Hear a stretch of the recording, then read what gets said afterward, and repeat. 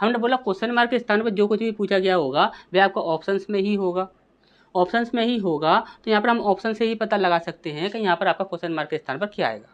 लेकिन अब पता कैसे लगाएंगे, तो ध्यान से समझिएगा। हमने बोला सिर्फ इकाई अंक से खेलिए, इकाई अंक में से कैसे खेलेंगे, तो यहाँ पर हमने बोला कि यहाँ पर पॉइंट में कितनी संख्या है, तो पॉइंट में आपकी ये दो दो संख्या लगी हुई है। तो हमने बोला कम से कम दो दो संख्याओं को आप डिवाइड कर लीजिए आपस में, तो यहाँ पर इकाई अंक निकाल लीजिए। इकाई अंक के स्थान पर हमेशा ही आपको यहाँ पर दो संख्याएं तो कम से कम निकालनी होंगी, क्योंकि यहाँ पर आपकी पॉइंट में संख्या दी गई है।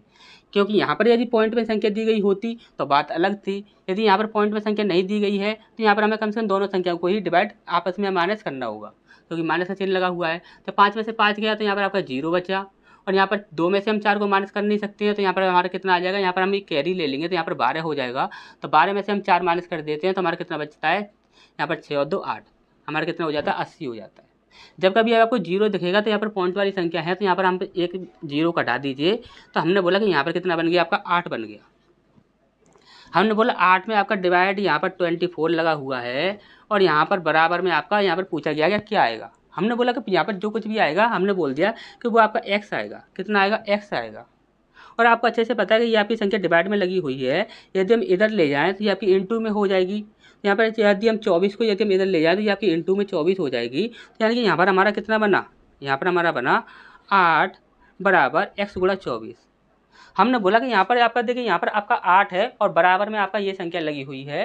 तो इस संख्या का यदि हम यहाँ पर कैलकुलेशन करते हैं तो आपका 8 बनना चाहिए, क्योंकि ये बराबर में लगा हुआ है। तो हमने बोला कि यहाँ पर आप देखिए यहाँ पर 8 कैसे बनेगा।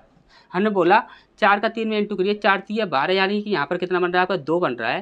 तो यहाँ पर हमें 8 चाहिए, यहाँ पर 2 नहीं चाहिए, तो ये हमारा आंसर होगा नहीं। 4 का पहाड़ा 1 में पढ़ेंगे तो 4 एकम 4 बनेगा, यहाँ पर हमें 8 चाहिए इकाई अंक, तो ये हमारा आंसर नहीं होगा।